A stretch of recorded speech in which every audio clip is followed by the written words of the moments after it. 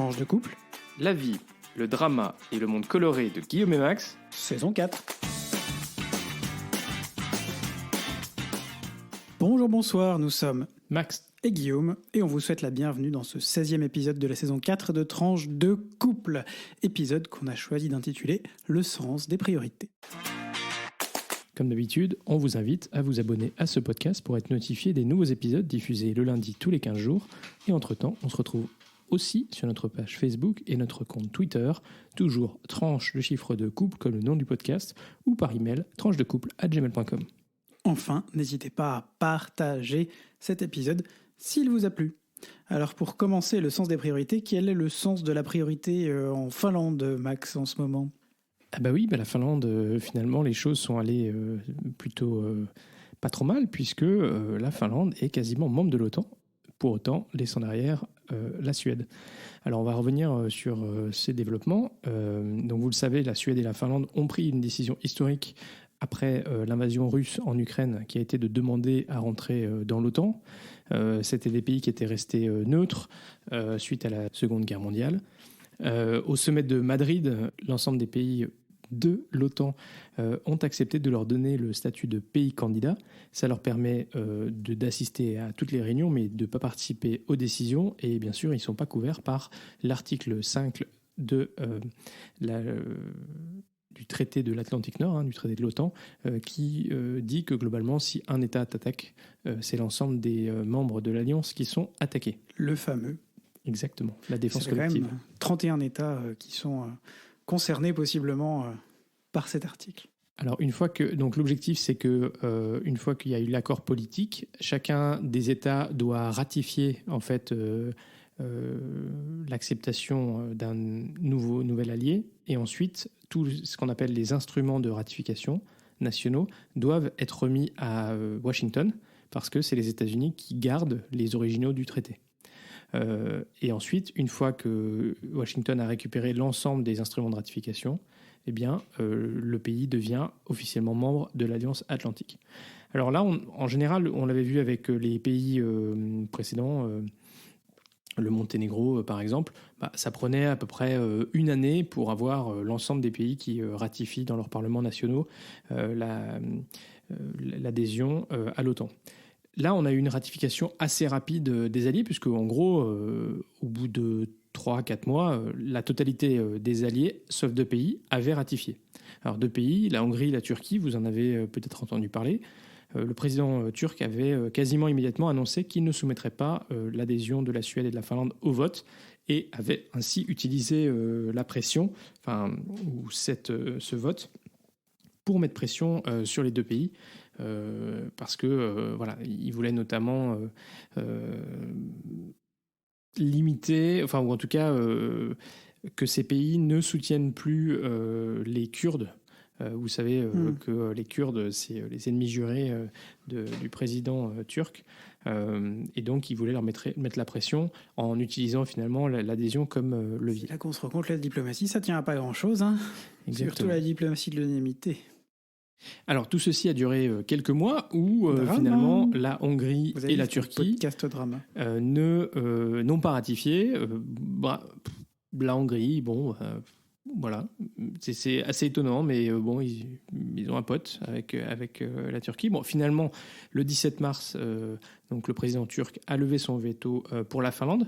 Le 30 mars, le Parlement turc a ainsi validé cette adhésion, et la Hongrie, elle, avait aussi ratifié la candidature finlandaise le 27 mars, mais en reportant, elle aussi, la décision sur la Suède. Donc, pour que la Finlande soit un allié à part entière, il faut désormais plus que Helsinki remette à Washington ces instruments de ratification, ce qui pourrait intervenir dans les prochains jours, puisque le Parlement finlandais a déjà voté avant même que la Turquie et la Hongrie aient approché. Donc ils ont voté le 1er mars 2023 cette loi leur permettant de rentrer dans l'OTAN. Côté OTAN, le message a aussi évolué, parce que pendant un certain temps, malgré les retards pris par la Hongrie et par la Turquie, le message du secrétaire général de l'OTAN, c'était que ces deux pays étaient arrivés en même temps et ils allaient rejoindre en même temps. Et maintenant, dans les discours officiels de l'OTAN, on ne met plus en avant l'accession simultanée, mais bien l'objectif que ces deux pays intègrent l'OTAN, et donc, avec la Finlande qui va intégrer l'OTAN plus tôt, le fait que la Suède puisse intégrer l'OTAN avant le sommet. Le sommet aura lieu à Vilnius, en Lituanie, le 11 et 12 juillet 2023. Alors, pourquoi est-ce qu'il y avait une certaine pression à faire aller relativement vite du côté turc ? C'est parce qu'il y a des élections. Il y a des élections le 15 mai. Et donc, le Parlement turc, arrête de siéger le 15 avril, un mois avant. Et donc, il y avait une certaine pression à ce qu'il puisse y avoir des votes qui interviennent avant le 15 avril. C'est toujours plus compliqué avec les élections, surtout que le gouvernement turc en ce moment est un peu contesté suite aux inondations, aux tremblements de terre qui ont eu lieu en Turquie. Leur gestion de crise est compliquée. Exactement. Alors, ce qui bloque pour la Suède, côté turc, c'est que la Turquie accuse la Suède d'être un havre de militants terroristes kurdes et refuse les extraditions. Alors en fait, le hic, c'est que effectivement, la Turquie a fait à peu près 120 demandes d'extradition de militants kurdes à la Suède. Mais en Suède, c'est pas le gouvernement, mais bien la justice suédoise qui décide si les demandes d'extradition sont valides et doivent être mises en œuvre. Et du coup, la justice suédoise, pour l'instant, n'a pas donné suite positive à ces demandes. Et par ailleurs, il y a eu plusieurs manifestations qui ont tourné en ridicule le président turc, le président Erdogan, et on va dire qu'il prend les choses assez personnellement. Donc disons que peut-être qu'une fois que les élections législatives sont passées, si son parti continue à avoir la majorité, et avec un peu de pression politique d'autres alliés, régler la question. Peut-être que ça pourra se régler d'ici le sommet de Vilnius, mais c'est quand même pas garanti. Côté hongrois, honnêtement, on a un peu du mal à savoir qu'est-ce qui cloche, à part le fait peut-être d'éviter de laisser Erdogan tout seul, même si je pense que ça ne le dérange pas tellement d'être tout seul. Et donc peut-être que Orban trouve ça plutôt bien d'avoir un allié et se dit qu'il pourra peut-être réutiliser ça plus tard. Mais comme par hasard. Merci Max. Alors, voilà des gens qui ont le sens de leurs priorités. Exactement. Guillaume, tu vas aujourd'hui nous faire la deuxième partie de ta rubrique de la dernière fois sur l'influence de la Russie sur les anciennes républiques satellites. Absolument Max, et aujourd'hui, comme promis, on vous parle du cas de la Géorgie. Vous vous souviendrez peut-être de cette photo qui a fait le tour des médias où on voit une manifestante dans les rues de Tbilissi, la capitale, drapée dans un drapeau de l'Union européenne face au canon à eau puis au jet des forces de l'ordre. Impressionnant. Elle a fait le tour du monde, en tout cas de l'Europe, et elle a été extrêmement retweetée, repartagée et diffusée. Et on va s'intéresser d'ailleurs à ces manifestations qui ont eu lieu début mars, pendant 3 jours, puisque c'est de là que vient notre sujet. Et c'est des manifestations qui ont rassemblé plusieurs centaines de milliers de personnes dans les rues de plusieurs grandes villes de Géorgie et notamment de la capitale. Petit tour d'abord de la Géorgie politique d'aujourd'hui, envahie comme l'Ukraine partiellement en 2008, en plein JO de Pékin, JO-TT, par le grand voisin, la Russie, évidemment. Ah, pendant la présidence française, à nouveau. C'est ça, on y revient, tout y revient. C'est une marotte pour Poutine, en fait, de faire ça pendant ou juste avant le début de la trêve olympique, qui, après tout, n'engage que ceux et celles qui y croient. 2 régions frontalières, donc, ont depuis fait sécession, soutenues par la Russie, évidemment, suite à des pseudo-référendums. Ça vous parle, c'est quelque chose qu'on a vu encore il n'y a pas très longtemps. L'Abkhazie et l'Ossétie du Sud. Cette invasion et l'instabilité qui a suivi le pays ont rendu une grande partie de la population jusque-là plutôt bienveillante ou tout au moins indifférente, nettement plus méfiante vis-à-vis de la Russie et de son influence. Cependant, comme en Ukraine et en Moldavie, le paysage politique est plutôt nettement séparé entre des partis plutôt pro-russes et d'autres plutôt pro-européens qui alternent régulièrement plus ou moins au pouvoir. En ce moment, c'est une coalition de partis plutôt considérés comme pro-russes qui est au pouvoir depuis déjà 7 ans. Ils sont descendus par dizaines de milliers dans les rues de Tbilissi, donc ces manifestants, la capitale géorgienne, pour dire non à un projet de loi de la coalition au pouvoir. Ce texte de loi prévoyait que les médias ou les ONG, financés à plus de 20% par des pays étrangers, soient obligés de s'enregistrer comme, je cite, agents de l'étranger. Une manière en somme de contrôler les différentes organisations opérant sur le territoire géorgien. Selon ses détracteurs, ce texte de loi est directement calqué sur un texte adopté, lui, par le Kremlin il y a une dizaine d'années, en 2012 plus précisément, et qui est depuis utilisé à foison par Moscou pour réprimer les médias et les voix critiques. On ne compte plus aujourd'hui le nombre de médias qui ont disparu, de journalistes qui sont emprisonnés. Encore il y a quelques jours, un journaliste américain de l'AFP qui a été emprisonné pour d'autres. On est sur probablement des raisons un peu différentes. On est plus sur des raisons de questions de sécurité intérieure, soi-disant. Mais voilà, on est dans ce cheminement qui mène à un muselage de la démocratie et de l'expression des médias. Bref, de son côté, le porte-parole du Kremlin, Dmitri Peskov, assurait début mars que la Russie n'avait rien à voir avec le projet de loi controversé et a ajouté que Moscou ne s'ingère pas dans les affaires intérieures de la Géorgie, tout en dénonçant quelques jours plus tard une tentative de coup d'État. Et il faut dire qu'en Russie, ils s'y connaissent un peu. Faites ce que je dis, pas ce que je fais, allégorie. Après donc 3 jours de manifestations, de dizaines de milliers de personnes, parfois émaillées de violence malheureusement, le Parlement géorgien a finalement rejeté le texte controversé. La Géorgie, on le rappelle, est une ex-république soviétique défaite lors d'une courte guerre contre la Russie en 2008, qui a mené justement à la pseudo-indépendance de l'Abkhazie et de l'Ossétie du Sud. C'est un pays qui ambitionne officiellement de rejoindre l'Union européenne et l'OTAN. Des aspirations largement partagées au sein de la population, où selon un récent sondage, 85% des Géorgiens sont favorables à une entrée de leur pays dans l'Union européenne. Il existe d'ailleurs un consensus dans la société sur cette question qui rassemble toutes les générations, toutes les catégories sociales, a confirmé une sociologue basée à Tbilissi, Kati Sartania. Au-delà de cette loi, bien sûr, de nombreux Géorgiens s'inquiètent de voir le gouvernement s'éloigner de leurs aspirations pro-européennes et redoutent une russification de leur pays. C'est noté par une autre sociologue française, cette fois-ci Anne Le Héroux, maîtresse de conférences à l'Université Paris-Nanterre et spécialiste de la Russie contemporaine et des pays post-soviétiques. Il y a vraiment très peu d'ambiguïté dans le contexte de la guerre en Ukraine et après la guerre de 2008 en ce qui concerne le désir de la société civile d'un rapprochement très fort avec l'Europe, détaille la sociologue. Notons toutefois que chaque groupe social voit les choses un peu différemment dans l'Europe. Pour l'Europe, en tout cas. Pour certains, c'est une intégration qui serait synonyme de stabilité politique, de bien-être social, de paix, et pour d'autres, de liberté, etc., etc. Dans les années 90, les années 90, elle était davantage liée à la sécurité. Aujourd'hui, pour la nouvelle génération, elle est le symbole de développement et d'opportunités économiques, mais elle a aussi une dimension culturelle, car les jeunes se sentent proches des valeurs européennes, souligne cette même chercheuse. Alors voilà. On est dans un autre exemple des tentatives d'influence de la Russie ou de partis proches de la Russie dans les ex-républiques soviétiques.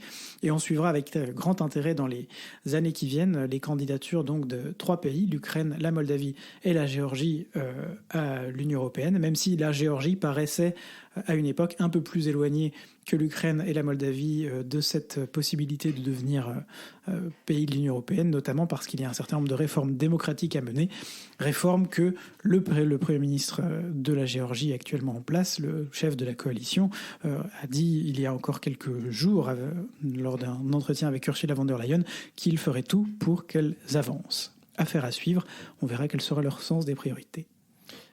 Merci beaucoup, Guillaume. Ça m'appelle 2 réflexions. J'ai dit une bêtise ? Non. D'une part, ça fait le lien avec la communauté politique européenne dont on a parlé il y a quelques épisodes, parce qu'à un moment donné, ceci fait aussi écho à quel moment l'élargissement de l'Union européenne trouve-t-il sa fin ? Est-ce qu'on s'élargit jusqu'au bout du monde, ou est-ce que à un moment donné il y a une limite géographique qui fait sens, et puis voilà, du côté de la Géorgie on est plutôt en Asie parce que on a passé le détroit du Bosphore, parce qu'on est de l'autre côté l'Oural. voilà, donc ce genre de questionnement. Et donc là, la question de la communauté politique européenne, qui peut être un ensemble de valeurs plus larges, un petit peu comme peut l'être le Conseil de l'Europe, même si on voit bien qu'aujourd'hui, avec la Russie et le Conseil de l'Europe, la question des valeurs communes est quand même vraiment posée. Et cette question de la communauté politique européenne peut aussi ouvrir un certain nombre de facilités, sans forcément, par exemple, pour pouvoir avoir des visas facilités ou ce genre de choses, sans forcément vouloir dire l'intégration complète.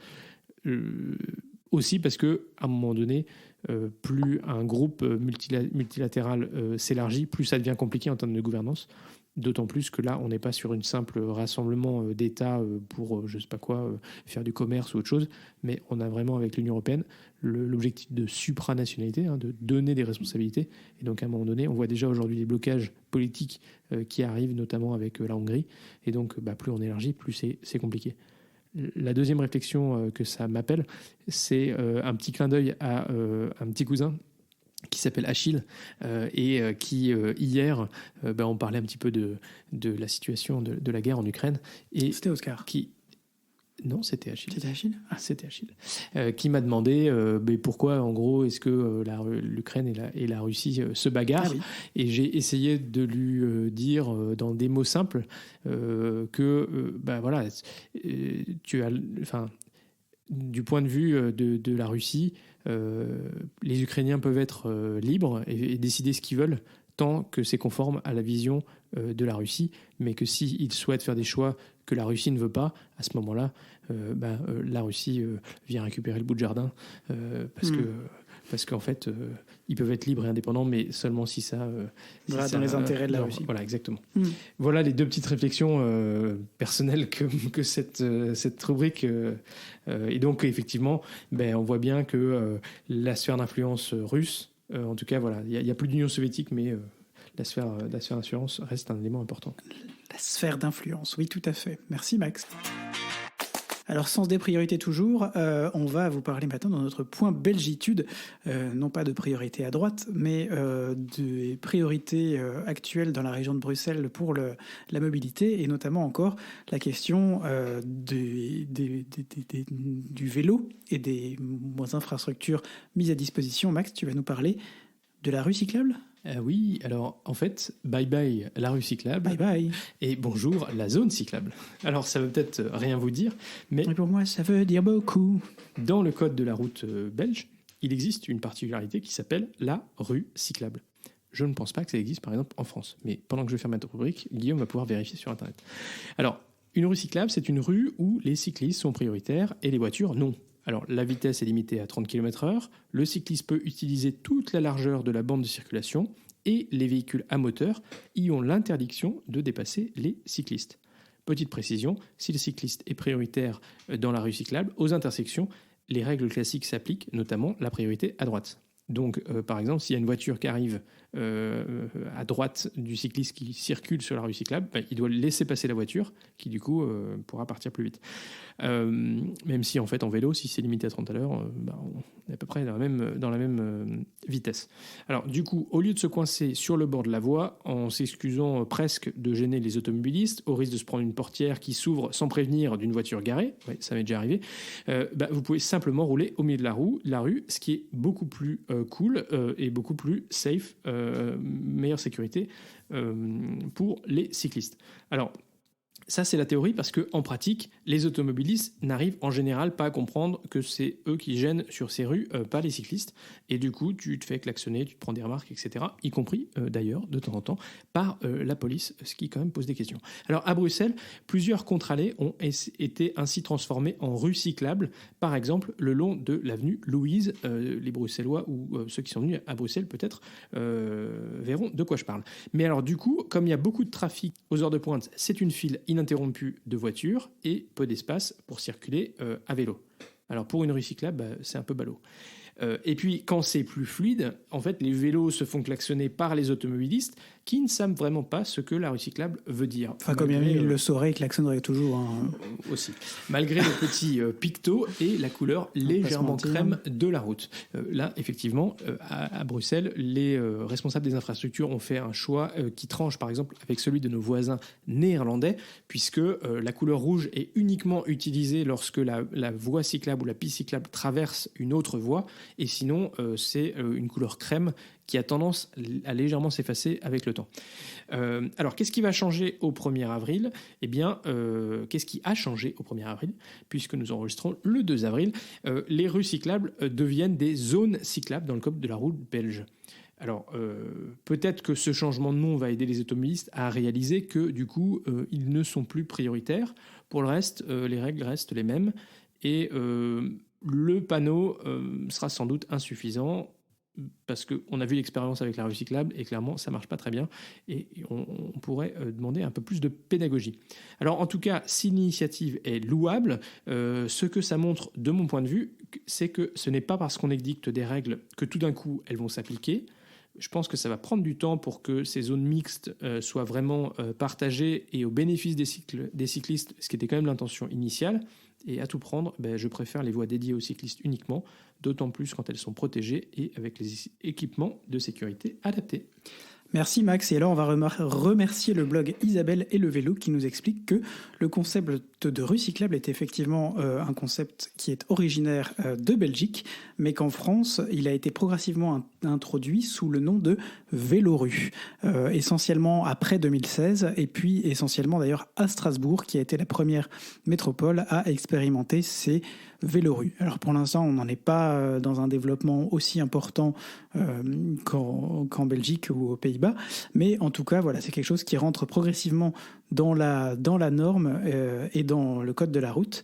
Et puis le PAMA, ce qu'on appelle le PAMA, le plan d'action pour les mobilités actives, qui a été conçu en 2015 mais qui évolue depuis, devrait très vite prendre en compte cette notion de vélorue pour pouvoir inciter davantage de villes, notamment, à le mettre en place.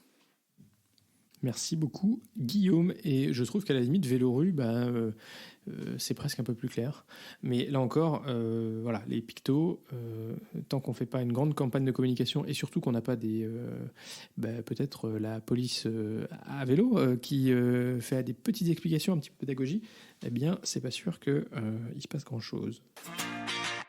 Merci Max. Sens des priorités toujours. Nous, notre sens des priorités ces derniers jours, ces dernières semaines, ça a été surtout d'aller chercher le soleil. Alors à l'aune d'un déplacement professionnel de Max, on a eu la chance de se faire un week-end au soleil dans une certaine chaleur à Athènes. Oh, c'était trop bien. Oui, hein. Il a vu plein de vieilles pierres. Il a adoré Max, la vieille pierre. Il est trop fan. Il faisait chaud. Il faisait beau. J'étais en short et en polo. C'était trop bien. Oui, non, c'était chouette. On a enfin réussi, vous voyez, on vous parle toujours de nos emplois du temps qui sont irréconciliables. Eh bien, pour la première fois depuis des années qu'on se parle d'essayer de caler un week-end sur un week-end professionnel de l'un ou de l'autre, voilà, on est d'un déplacement professionnel, pardon. On y est arrivé. Exactement. Et alors, Athènes, c'est une ville que j'avais déjà visitée quand j'étais au collège il y a très très longtemps, avec l'école, et on peut dire que cette ville reste très attractive pour les groupes scolaires, n'est-ce pas, Guillaume ? Mon Dieu, n'allez jamais visiter le musée archéologique le lundi matin, c'est un enfer. Et par ailleurs, on a pu aussi, j'avais pu aller à Athènes l'été 2021, mais vraiment pour un aller-retour professionnel comme on sait les faire en général. Et donc là, c'était vraiment j'avais pas pu profiter du tout de la ville d'Athènes, alors que là, on a profité effectivement d'un déplacement professionnel le lundi pour ma part, pour pouvoir passer ce week-end. Alors, ce qu'on peut dire, c'est que fin mars, c'est quand même une date idéale pour aller à Athènes, parce que d'une part, il fait déjà beau et chaud, et d'autre part, vous avez en plus l'avantage de ne pas être dans la saison haute, donc les musées sont moins chers, il n'y a encore pas énormément de touristes, c'était aussi le jour de la fête nationale, donc c'était aussi sympa de voir à la fois la parade militaire. C'est con, Max, il est allé pour les rafales et puis on les a ratés. Il faut dire que ce qui est assez étonnant, à la différence de la parade du défilé militaire en France, c'est qu'ils font défiler les avions, les hélicoptères et quelques avions de transport. Non, juste les avions de chasse et les hélicoptères. On les a pas pendant vus, les avions de le chasse. défilé, Les gros hélicos. le défilé terrestre. Et donc nous, on s'était mis un petit peu à l'abri du soleil parce que on n'avait pas anticipé qu'il allait faire si chaud, donc on n'avait pas pris de casquette. Mais Max a acheté une jolie casquette. Et voilà. Et par ailleurs, on est parti quand même. La parade, elle dure 2h30. Donc on est parti au bout d'une heure, je pense. On a été visiter le seul musée qui est ouvert le jour de la fête nationale, c'est-à-dire le musée du Parthénon. Et on a entendu les avions de chasse à nouveau revoler, j'imagine, à la fin de la parade. Mais on était déjà à l'intérieur. Donc on n'a pas eu l'occasion de les voir. Pas de chance. Alors, qu'est-ce qu'on a fait, Guillaume, à Athènes, du coup ? On a mangé. Ah, on a mangé. C'était très bon. Y compris d'ailleurs un petit gyros, un petit kebab grec sur le port du Pirée, Guillaume. Une excellente idée. Une excellente idée d'aller au port du Pirée sans avoir vérifié où est-ce qu'il fallait aller pour avoir une vue pas trop moche. On s'est retrouvé sur le port commercial avec les paquebots. C'était moche. Et après, on a découvert en revenant qu'en fait, on aurait dû descendre 1 ou 2 arrêts de métro avant et aller sur le port de Plaisance qui, effectivement... moi, j'avais des souvenirs d'il y a 22 ou 23 ans quand j'y étais allé, quand j'étais tout plus petit, où il y avait un déjeuner très sympa sur le port du Pirée, mais c'était probablement pas là où on s'est retrouvés. Et puis, on est allé se balader sur quelques collines. Hein, on a vu des visions d'en haut. Tout à fait. On voit beaucoup. Nous, on cherche beaucoup quand on visite des villes à voir les vues d'en haut parce que ça permet de se donner une idée de ce à quoi ressemblent finalement toutes ces villes. Et Athènes ne manque pas de collines sur lesquelles monter. La première, c'est la colline du Parthénon, la colline de Philippopolis. Et puis la colline où il y a l'église orthodoxe. Donc il faut monter. Alors il y a un funiculaire où on peut monter à pied ou descendre à pied. On a aussi une vue très très chouette. C'est la colline du Lycabette. Et alors visiblement, d'après des touristes franco-grecs, visiblement ou des franco-grecs qui étaient là, on a eu la chance parce que en gros, on avait de l'espace pour respirer et même s'asseoir. C'était Philippe Papou l'autre. Philippe Papou. Et donc, alors que visiblement en plein été, c'est l'enfer là-haut, quoi. Donc, non, super chouette. La nourriture était très bonne. On a bien mangé. On a mangé des glaces. Ça, c'était quand même très, très chouette. Parce que quand on a vu le temps qu'il a fait quand on est revenu et le temps qu'il fait globalement en ce moment, c'est pas vraiment le moment des glaces. Hein. Non, pas tellement, pas exactement. Donc, c'était dimanche de carême. Hein. C'était un dimanche de carême prolongé, ce week-end à Athènes. Oui, on peut dire ça comme ça, oui. Voilà, quoi dire d'autre ? Les avions étaient en retard. Oui, ça. Pas tant que ça finalement à l'arrivée. Hein. C'est vrai, on est parti en retard, mais on est arrivé à peu près dans les heures. Ils se débrouillent toujours. C'est un peu le bazar, l'embarquement et le débarquement chez AEGN Airlines, on pourrait leur dire, mais... C'est surtout qu'il n'y a pas beaucoup de place. Honnêtement, j'ai voyagé à l'aller avec Sky Express. Il y avait beaucoup plus de place. Alors, on n'avait pas de repas. Mais bon, un repas à 4h de l'après-midi, c'est pas très intéressant. Oui. Et par contre, on avait plus de place pour les genoux. Je dois dire que j'étais un peu serré là. J'étais content d'avoir pris un fauteuil sur l'allée. Et oui, et voilà notre petite aventure de week-end. Deuxième sujet, Guillaume ? Deuxième sujet, les conflits en couple. Non, peut-être.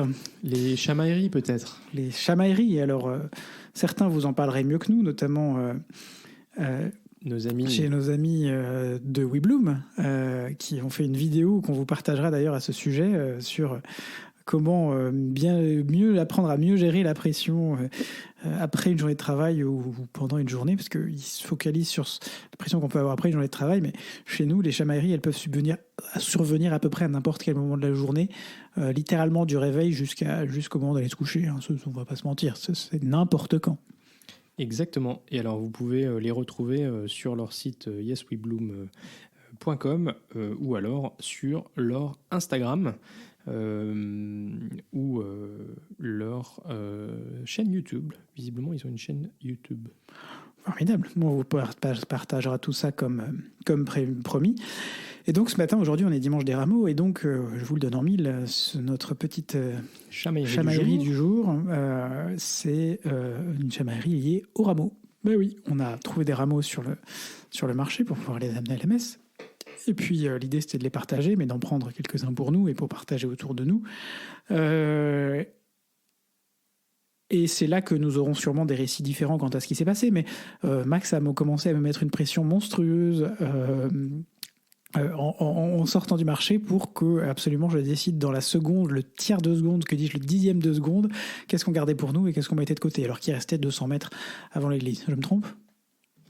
Alors, du point de vue différent de cette histoire, effectivement, je voulais simplement qu'on puisse choisir tranquillement les brins de muguet que tu voulais garder, des brins de muguet qu'on pouvait donner, puisque comme il y a toujours un peu pénurie de brins de muguet, quand on arrive quand on arrive avec les bras chargés de brins de buis, en général, on se fait un petit peu assaillir par les gens qui demandent et tout ça. Et donc, je voulais te suggérer de choisir en amont, avant qu'on arrive sur le parvis de l'église, pour qu'on puisse tranquillement décider quels étaient les brins de mais je ne remets pas en cause le fait que tu aies voulu le suggérer. Par contre, le fait que tu l'aies suggéré avec insistance sur un laps de temps très court.